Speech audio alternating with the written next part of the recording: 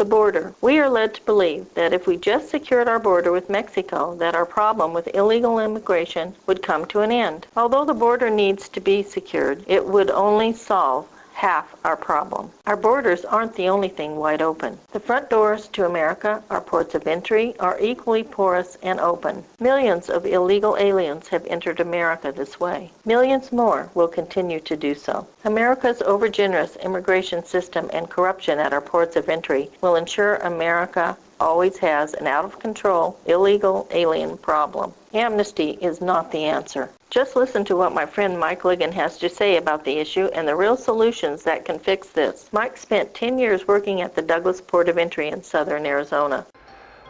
I'm Mike Ligon. I'm the author of 10 Years on the Line, My War on the Border, describing my experiences at the most corrupt port of entry in the United States, Douglas, Arizona, Douglas Port of Entry in Arizona. I wrote it as a catharsis to tell Americans the issues going on at the ports of entry. Much has been said about illegals crossing the borders between the ports of entry, but not many are aware of the basic floodgates our government has facilitated, where they're supposed to make legal entry in the United States.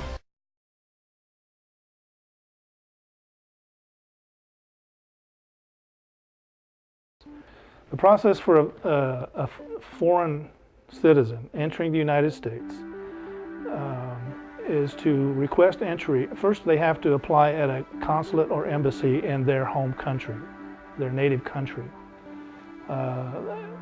Presumably, in those consulates or embassies, they are vetted by consular officials as to their background. That's a hit and miss thing. And actually up until about 1998, it usually was not done, and they did not have the databases to conduct a thorough investigation, which was just incredible to me.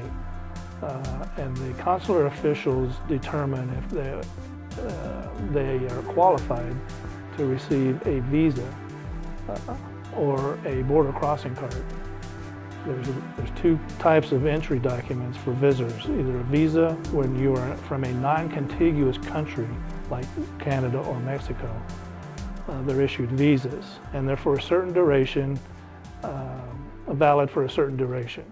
And you are required to present those at entry at a port of entry, either an airport, international airport within the United States, or at a land port of entry on either the northern or southern border. Possession of those entry documents does not exempt them from being inspected upon entry into the geographic boundaries of the United States. That was my job and my peers. We, immigration inspectors, CBP officers now, that is their job description. They inspect every person entering the United States for eligibility. That's why U.S. citizens have to, every person has to declare their citizenship, including U.S. citizens. That's where the inspection process begins. The border crossing cards, their purpose is to provide access for residents within traveling distance of the border to cross the United States into the United States and conduct either business or pleasure, shopping, business relationships, visiting family, etc. That document is good for a linear distance of 25 miles from the border, and a 24-hour time requirement. There is absolutely nothing preventing a border crossing card holder from going more than 25 miles linear miles from the border. And I went to the Tucson airport. Tucson, by the way, has been made part of a special economic zone, which is 70 miles from Sierra Vista. So it's linear distance. I'm not sure how far it is from Nogales on the border, Mexican border, U.S.-Mexico border to Tucson. But it's more than 25 miles. And along with this automatic 6-month permit, they changed the 25 linear mile limit to they created an exemption, an economic zone, to include Tucson, from Nogales, Tucson to Douglas. And what this provided those with the intent to live here was it gave them a freer access to an international airport. And I was at the airport waiting for a flight to Atlanta.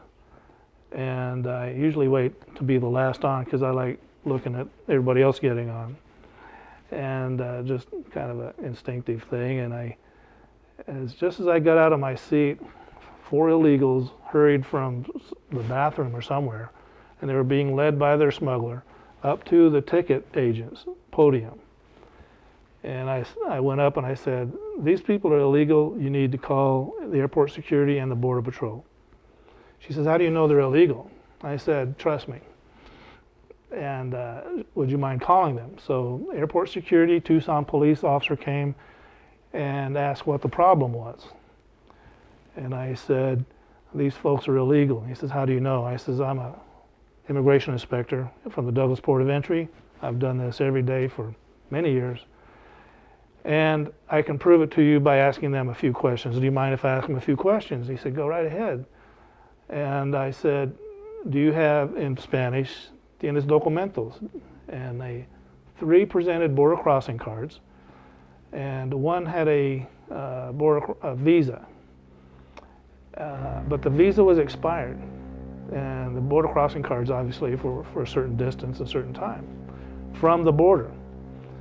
They were all going to Chicago, and none of them had the I-94 permit allowing them to go further than that linear distance, and so they were out of status.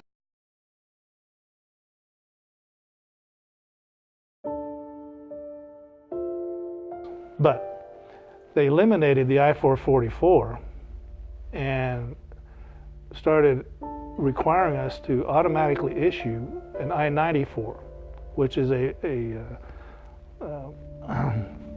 cardboard type of permit that has 2 sections. We fill out the biographical information of the applicant, and on one portion of the card, which we keep, and we give them the receipt attached to at the bottom. We stamp that with each inspector's stamp, which has their number on it, and the port of entry that they're entering on. But we don't put on there their destination, even though we're told not to put on there, or influenced not to put on there. On the back of the permit, there's sections for destination and duration of visit. No one does it. They've been harassed into not complying with that. So when that rule came down to issue the I-94s to everyone, regardless of where they were going and regardless of how long, even if they were just going to Walmart in Tucson or Costco, we had to issue them a 6-month permit. When the visitors from Mexico heard about the automatic I-94, they actually laughed in our faces and demanded they called it the 6-month permit. That was basically the government's de facto authorization for Mexican citizens to live illegally and work illegally in the United States for 6 months. Now what happens at the end of 6 months? Well, they come back from where they're living and working in the United States illegally, and they drive past the port of entry into the Mexican port of entry. They get back in the line of traffic. They come back through the U.S. port of entry and request another 6-month permit. So in the space of maybe 2 or 3 hours, they can get another 6-month permit. And all they have to do is every 6 months come in and demand another I-94 6-month permit. So whereas most Americans are very familiar with the illegals flooding across the unobserved portions of the southern land border, the real floodgate is at the ports of entry, where where Congress, both aisles of Congress, have actually done a wink and a nod at this inspection process. And if you want to get promoted in CBP, you have to be service-oriented versus enforcement-oriented. Is there a limit to the number of I-94s issued? I'm trying to think of a corollary to this. There's no quota, but CBP officers are put into the position, as I mentioned before, of wanting to enforce the law when management and higher impresses them very strongly in being a service-oriented agency. So the emphasis from above is to provide this service of issuing I-94s to everyone who asks for them. I have worked with inspectors who have said it's the Mexican citizen's right to have these permits. Now, that is not only on the face of it untrue, but it violates federal law. And that is why federal law requires every person in the United States who is not a U.S. citizen to have on their person at all times the documents authorizing their being in the United States. That is federal law, and there are no exemptions to that. So there's no limit, minimum limit, and there is no ceiling on the number of I-94s were issued. From 2002 to 2011, there have been over 360 million I-94 admissions into America.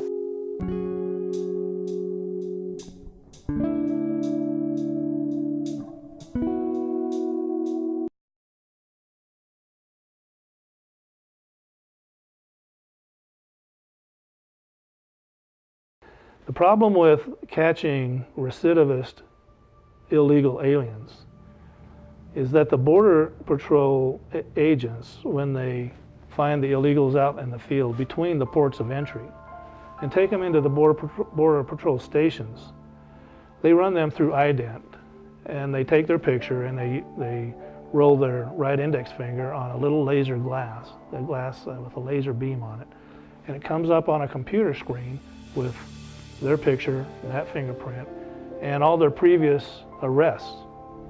Anywhere, if they've been arrested crossing the line illegally anywhere in the United States, it's entered into that computer system. The problem is that there's so many recidivists, repeat offenders, that the and it's a 3-hour process doing the paperwork process for each illegal alien, that the Border Patrol just doesn't have the man hours available to do an expedited removal, that 3-hour paperwork process for every illegal. So if they run the illegal in their possession, in their custody, and he comes up with multiple hits, to avoid that multiple hit result, they will use the wrong fingers. Now we've got, how many fingers we have? 8 and 2 thumbs. All right, so they will use all 9 other digits on ident rather than the right index finger to keep from getting a hit on an illegal that has crossed so many times, to avoid having to do the 3-hour paperwork. Now, they're running into the problem of even run whatever finger they use. The illegal has entered so many times, he still comes up regardless of what finger you use. And they're still VR'd. When I left, when I retired, a Border Patrol agent told me the limit for arresting them and process it and doing an expedited removal is 15 prior illegal entries. And I'm sure it's gone up since then.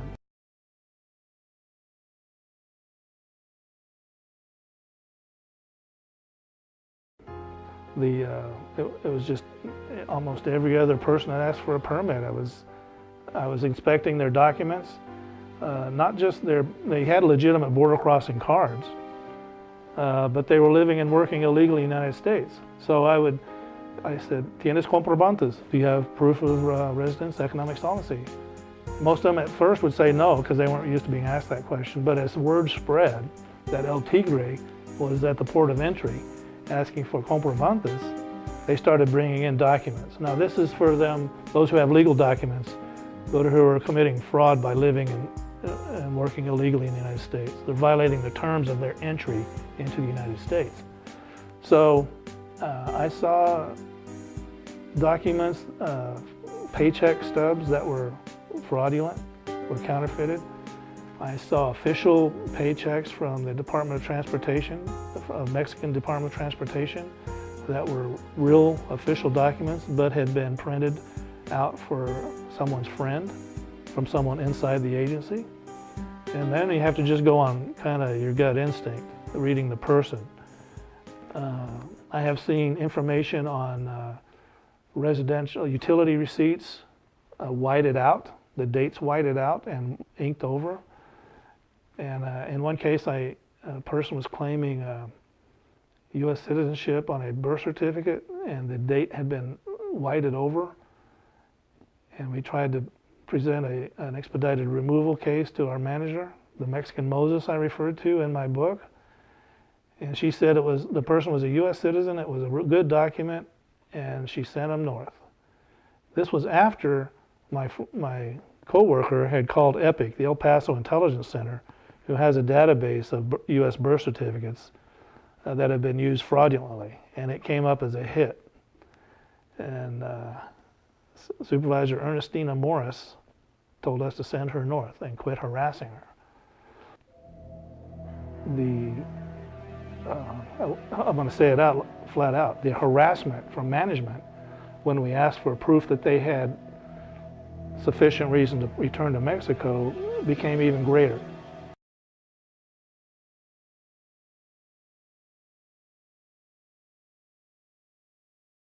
Now those who enter the port of entry on the line, either in the vehicular lane at the booths where we inspect them in their vehicles, or on the pedestrian lane where they walk through, they present their documents. If the documents are fraudulent, some of them we call 50-footers because they're so bad, we can spot them from 50 feet away. Others are pretty good. The new laser visa, the border crossing card I thought was a real document, and it came from a kid riding a bicycle. And something just didn't seem right. The card felt good. It had all the security devices on it that people don't know about except us inspectors. I just didn't have a good feeling about this, and I sent the guy in, and it was the first fraudulent laser visa that had been caught at the Douglas Port of Entry. A lot of times we spend hundreds of millions of dollars on technology to verify whether documents are real or not, whether they belong to the holder. I'll relate an incident where a congressional delegation came down to the Douglas Port of Entry. I don't remember who exactly was in it. But while I'm on the pedestrian lane, they're getting the official briefing from the port director in the room right behind me. And my partner and I are sitting on the pedestrian lane. And one of the congressional aides comes out and says, I understand you have a new computer system that you run the cards through, the border crossing cards through.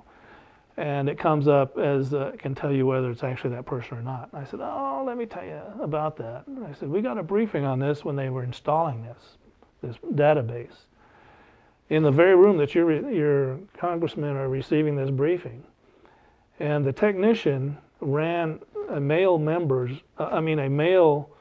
border crossing card through the card reader, and it came up as a female and said in big red letters, valid document. Now the fingerprint the image was enlarged so we could all see it. And I said, how many, besides the fact there's a gender difference, how much fingerprint training have you received? And he says, nothing really, I just do the technical stuff. And I says, you know, any inspector in this room or on the southern land border can eyeball this document and tell that there are only 5 basic fingerprint patterns. And the print on the card that you ran through the computer is a delta. And the one that it said it matched is a whorl. How often is this database wrong? He said it's wrong about 2 out of 3 times. And that system, taxpayers paid for, I think it was about $78 million. We're wasting a lot of taxpayer money by substituting technology for the training and the instincts of very good border inspectors.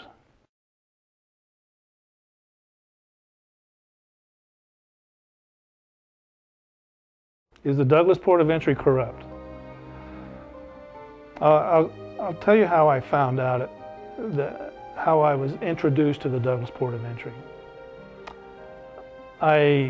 When I reported with about 7 other people who had just sworn in at the Douglas Port of Entry, we all flew out to Glencoe, Georgia.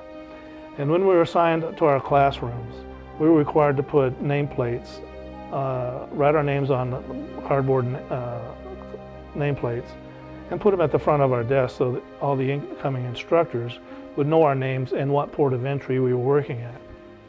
For almost the entire 17-week academy, every new instructor would look around the room, see the Douglas Port of Entry on our placards, and just shake their head. "You're from Douglas, huh?" And we all said yes. And he said, they would either say nothing or they'd say my empathy. Shortly after I returned from the academy, the ethics representative from the Immigration Service headquarters in Washington, D.C. came down and gave us an ethics briefing.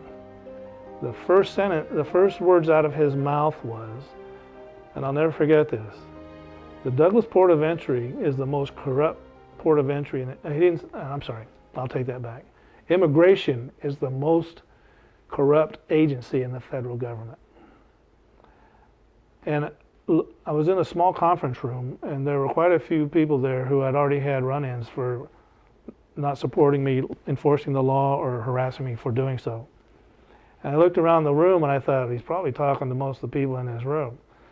But to assuage their apprehensions, I asked the ethics representative, I said, "Now, I know immigration is the largest agency in the federal government, so on a percentage basis, would you still say that?" And he said, "No matter how you compare it, on a ratio basis, any other kind of criteria, immigration is by far the most corrupt agency in the federal government." And the FBI lamenting the fact that they can't break that circle of corruption because everyone's related to each other. It's an incestuous snake pit. There are some good inspectors that work there, but they have been browbeaten into silence. If they want to keep their job, then they will toe the line. A recent government report found that there have been 2,170 reported incidents of arrests for acts of misconduct by Customs and Border Protection employees.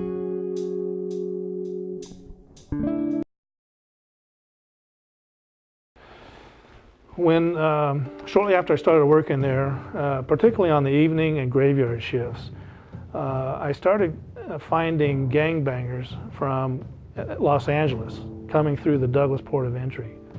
Now, why? You know, that's the logical question.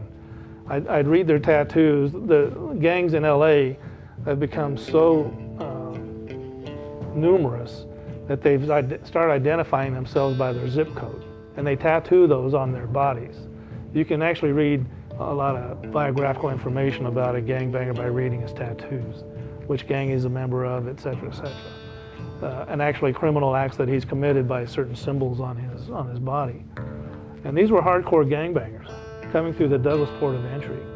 And I started taking them into secondary office, taking a picture of them, and writing out a generic 213 with biographical data on it, and giving it to the GITM, the Gang Intelligence Team for Cochise County, a representative in Douglas. I'm not going to mention his name because he's still around and still probably doing great work. And I started feeding that to them because it became fairly frequent. And they were all visiting Abuela, grandmother. All these hardcore gangbangers were coming from Agua Prieta visiting grandmother. And I thought, boy, she must be a very prolific grandma. And I started sending those files, that information to someone who could track them, at least keep a record of their entry, identifying that they were here. And I had done when it came to the attention of, quote, my Mexican Moses, Ernestine Morris, she was a little uptight about that. I won't say a little. She was a little irritated. And her only tone of voice, which was yelling, saying, "You can't do that." Well, that's not true. I can do that, and it's part of my job description to provide and liaison with other federal law enforcement, state and local, federal, state, and local law enforcement agencies. That's in my job description. And she insisted that I could not do that.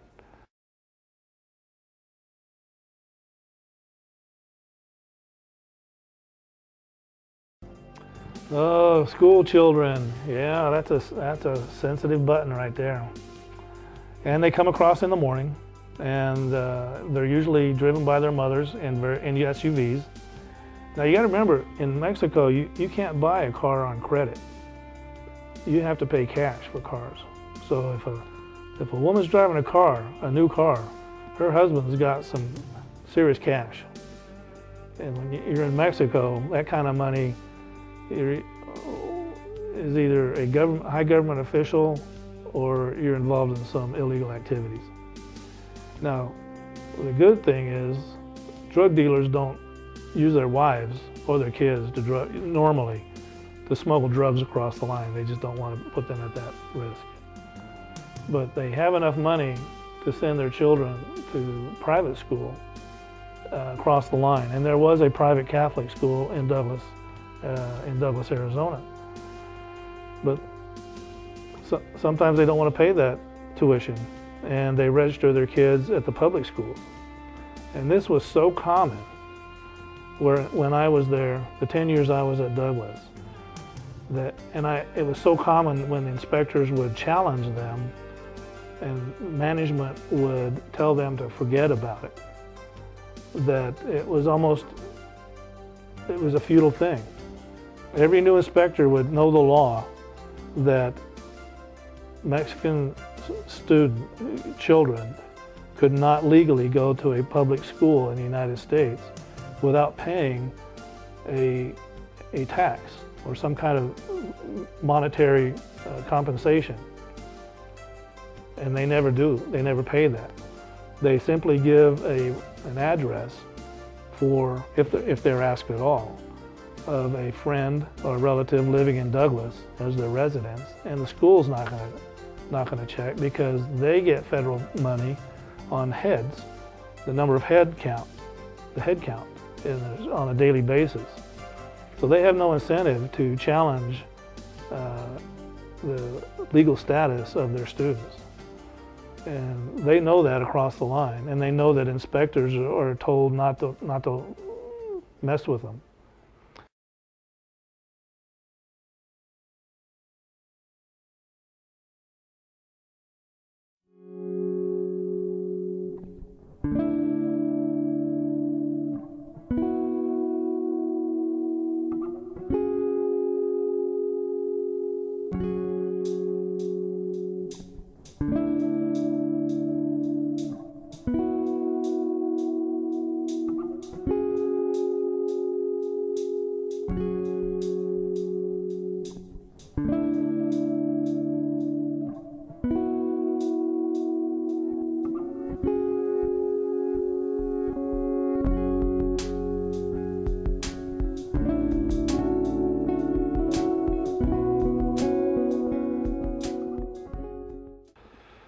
English as a second language I believe is federally funded with U.S. taxpayer money. And I was astounded to hear from a Hispanic female co-worker at Douglas that she had lived in Nogales and moved out of Nogales, her and her daughter out of Nogales, and was living in Sierra Vista because she didn't want her daughter going to an all Spanish speaking school. I said, wait a minute, she was in Nogales, Arizona, not Nogales, Mexico. She says, yeah, but the teachers teach in Spanish there. And she said, they do in Douglas too, that's why I'm not living in Douglas. I said, really? And she said, yes. And the very next day, I read in the newspaper that the border cities, use the least amount of federal funding for English as a second language. And the two came together. I thought, wow, that makes sense. They don't need the money because they don't teach English. They don't even teach in English. So that's what I know about English as a second language in the education system. A review of a recent Naco Elementary School District financial report shows the district is not spending any money on English language learner programs. Can this be true? Is all instruction conducted in Spanish?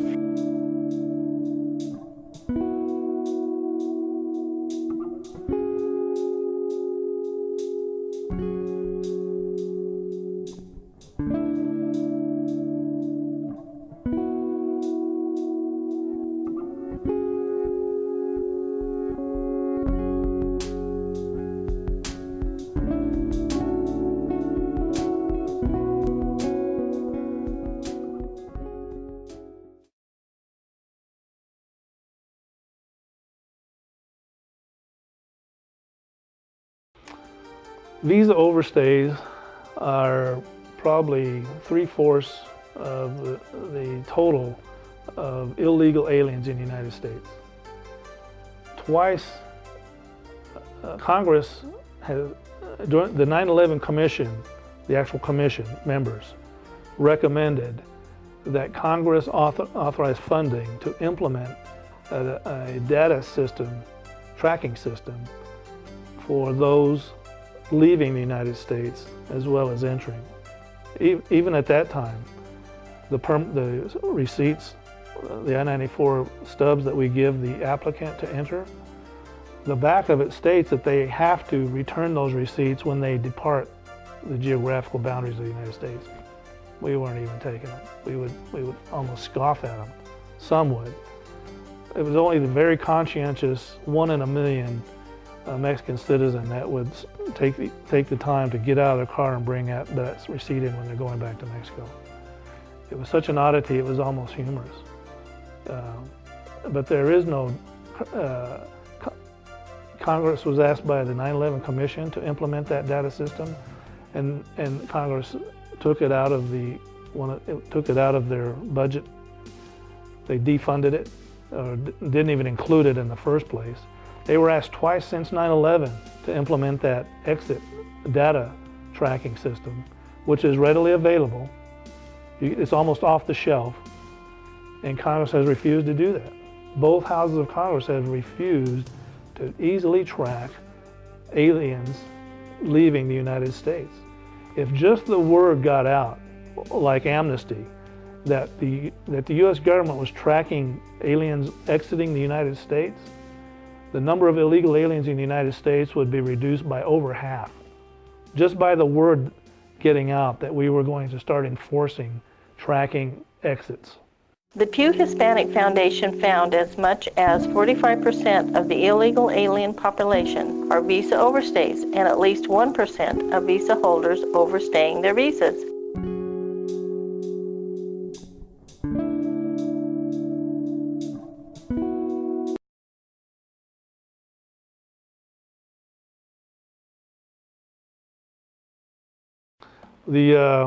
In addition to don't F with the foreign student visas, the other use of the F word was don't F with the Indians, Native Americans. And there's a Kickapoo tribe, and this is not the name of a Little Abner cartoon organization, those who remember Little Abner. It was actually a Kickapoo joy juice, I remember, from Little Abner.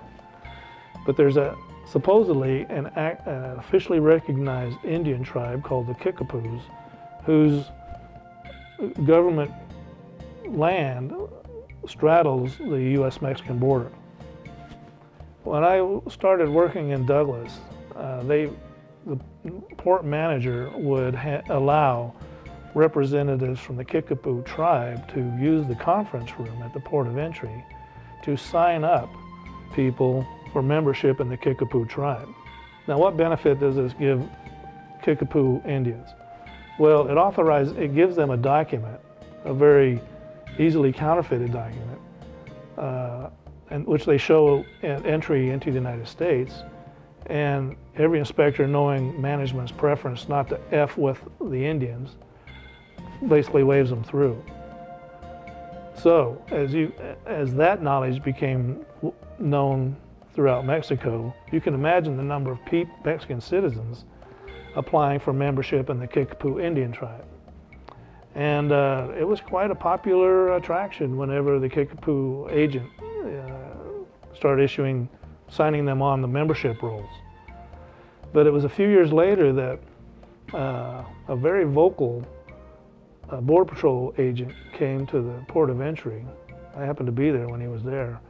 And he asked us the same question, and I said, yeah, they're using our conference room. And he said, I have the official tribal rolls. If they're not on here, they're not Kickapoo. And this is a Border Patrol, he was a low-level supervisor. And I said, well, we're told don't F with the Indians, and they're issuing these documents to just about every Mexican citizen that can show up. I'm sure there's some money exchanging hands under the table, because that's how things were done. And so somebody's making some money, but it isn't the U.S. taxpayer.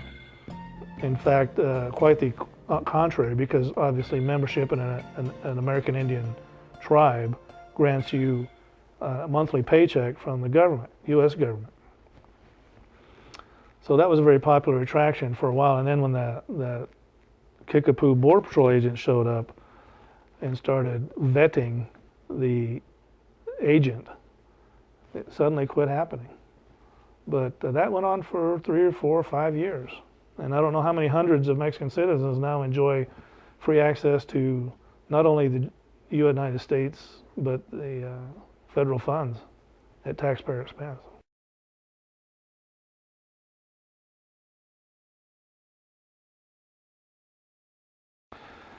Oh, medical emergencies. Yeah, the ambulances, at first I pitied the ambulance drivers because they didn't have very good training, despite paramedics from our side assisting them in some training. They just didn't have the finances and the equipment to really administer first responder service to some very critically injured people. And I saw the wounds on some of them when I first started working there. And we would do we would let the driver and his assistant and the person in back monitoring the condition of the victim, we were told to let them enter without any documents at all so they could go to the hospital in Douglas. That became a problem when some of them didn't return. So there was an effort made to get for some reason, I don't know if they lived in Agua Prieta, why they didn't have border crossing cards in the first place. So, and that became apparent when they started not coming back, began disappearing.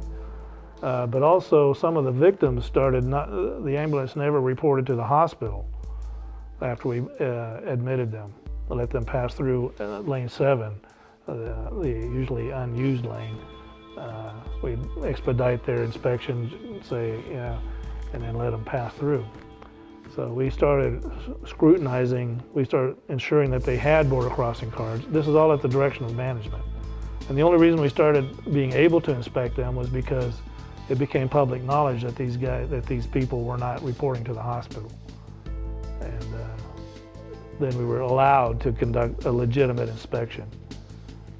But it had been going on for quite some time before we actually started inspecting the emergency crews, the ambulances, and the victims were not having legitimate injuries. It's a difficult thing because you want to help people who are seriously hurt. I saw some very seriously hurt adults and children, and your heart goes out to them. And it's sad that people corrupt that emergency in order to gain illegal entry in the United States.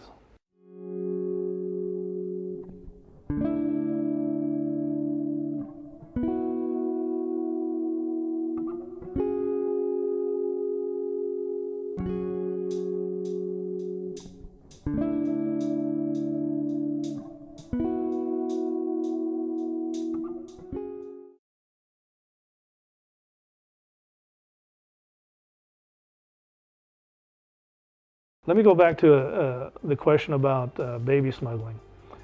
The worst case I saw was an incident when I was working the day shift, and I came back off the line into secondary, and they had just arrested a woman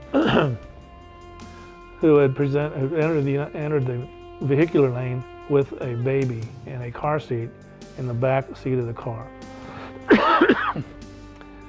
And I asked what was going on. Usually, maternal female inspectors are very good at determining whether a baby who can't speak is actually the child of the mother or father representing themselves as such, of that child. It's a difficult thing to do. It's probably one of the most difficult things to adjudicate on the border is baby smuggling. And I'm not going to tell you the techniques we have of getting through that.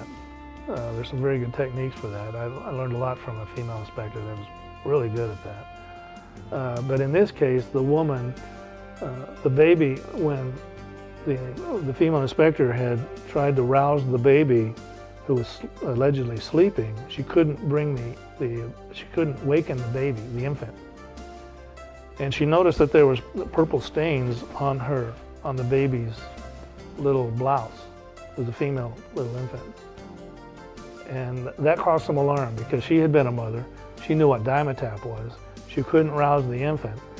She sent it to secondary, and the baby was almost comatose. She'd been overdosed with Dimetap so that she would not express any separation anxiety from her real mother. And they arrested her, and it was the 4th time that she had been smuggling babies. They knew her as a baby smuggler, that she was a local. She had friends working at the port of entry, and the assistant U.S. attorney had refused prosecution 3 times before. And it was only the aggravating circumstances of the overdose of Dimetap that got this woman 4 or 5 years in jail.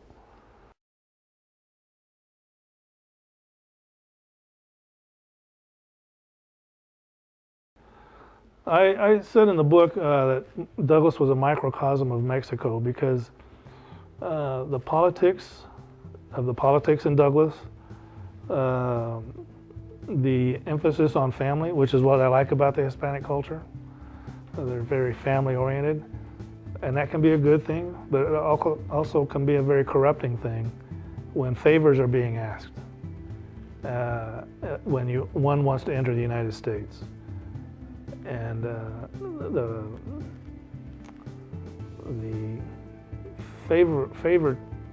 favors being asked of family in order to gain illegal entry in the United States is a reflection of how official business is done in Mexico. You either are related to someone or you pay someone to grant you a favor. And it stems from the patronage system of the French and Spanish occupation of Mexico, of Latin America, where poor people had to buy justice and decent treatment by civil administrators. So it's reflected in the Douglas politics at every level.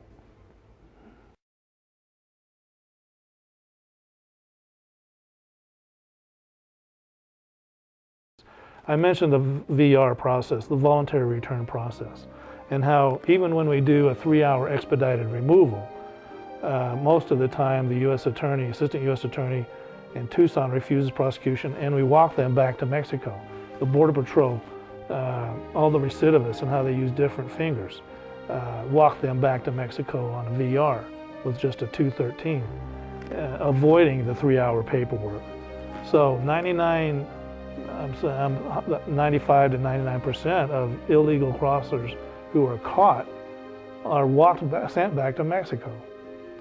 It is only when if an illegal is caught by someone, a Border Patrol agent or a CBP officer on the border, the only way they're going to be sent to jail is if they are a recidivist felon. And I will give you an example. I was working I was the shift team leader that day, And I went to the pedestrian lane and I saw a rookie inspector adjudicating this one young man's declaration. And he looked at me like he was kind of unsure of himself. So I walked over and I said, "What you got?" And he said, "Well, this guy's saying he's a U.S. citizen, but I don't think he is." And I asked him a couple of questions. I said, "Do you have a birth certificate?" "Yes." "Where is it?" "It's at my mom's house in Douglas." I said, "Why don't you call her and tell her to bring it down?" "Oh, she doesn't have a phone and she's not in town. She's in Tucson." So the excuses started piling up and I started figuring he wasn't a U.S. citizen. I said, "Well, we can do one of two things." I said, "You can withdraw your request for entry in the United States and go back to Agua Prieta and wait for your mom to come back from Tucson and send a friend over to contact her and bring your birth certificate over. Or we can take you into the office and I can interrogate you, and if I find out that you're lying to me and you're committing a felony by violating federal law, you can go to prison for 2 years for lying to a federal officer." And that's on the books. It's never enforced, but it's a tool. And he, even with his low information status, he could figure out which was the better course of action. So he said, "I think I'll go back to Agua Prieta," which he started doing. 10 minutes later, he was caught going up the southbound lane, running up the southbound lane by a customs inspector. Called the Border Patrol, they ran a criminal history, and he had been deported as a criminal felon for burglary, rape, armed robbery, and the list went on. Now it takes a lot to be deported from the United States. And even the immigration judges, who are not the most conservative in general, lean toward benefiting the suspect, the accused. But this guy was finally officially deported by an immigration judge. And I was summoned the next day by my supervisor and told that I was being investigated and I was going to be read my Weingarten rights for deporting a U.S. citizen. And I said, "Not a problem." He had a stack of papers in his hands. And I said, "Not a problem." He said, "Why aren't you worried?" I said, "I've never deported a U.S. citizen." And so 3 months later, they read me my rights and accused me of violating policy and threatened to suspend me for 40 days for that. And when I said, show me the records that he's a U.S. citizen. And all they had was the 213 from the Border Patrol agent saying he was a criminally deported alien. And I was asked to go to Tucson to testify before 2 Washington, D.C. court reporters. The union representative asked me to do so physically and make it an official transcript to take back to Washington, D.C.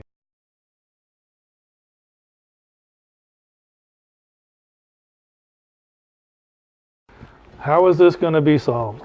How are all these problems going to be solved? We need leadership from the president on down to have a mindset of enforcement rather than service. And this was clearly stated to the 9/11 Commission during the 9/11 Commission hearing before both houses of Congress by a very astute investigator for the commission. It was a young female who had said, "Everything Doris Meisner just told you is not true. Inspectors don't have the leeway to deny I-94s." I watched that on C-SPAN. I watched Doris Meisner, the commissioner of INS, lie to Congress about the mentality and the emphasis on the Mexican border, on the southern land border. Doris Meisner, the commissioner of INS, told Congress that immigration inspectors have always had the latitude to deny permits, and those are not mandatory. We don't. And that's an email that I still have from the Tucson sector chief, district director. And if we could change the mentality from leadership, from service to enforcement, and back that up with removing service-oriented management. See, management is not union. they can be removed, they can be transferred at the whim of the service, at the needs of the service. The Mexican Moses I talked about, that was opening the floodgates, she could easily have been transferred somewhere else. She was born and raised in Douglas. She started out as a secretary for the Border Patrol. And because of how she granted favors and knew where the skeletons were, she became the assistant port director. And yet she was the biggest problem at the port of entry. So changing the mentality of the leadership from the president on down to an enforcement attitude would benefit the United States greatly. Also, restoring the authority of the immigration inspector, the CBP officer on the line at the ports of entry, restoring their authority to actually determine admissibility and have the authority to either grant or deny admission into the United States would be the other half of that problem. That's their job description. That's in black and white in federal law. And yet, on a daily basis, CBP officers are browbeaten into not enforcing the law. Just the code word is pasale. That's management, CBP, Homeland Security's unofficial doctrine. Pasale. Don't harass them by inspecting them. Just let them come in. It's their right. So those two things would go far in solving and closing the floodgates at the ports of entry. The third thing would be implementing the exit program. It could very easily be done and very cheaply and be very effective. It would have a quantum effect on the number of illegals in the United States. So those three jump out at me right off the top of my head.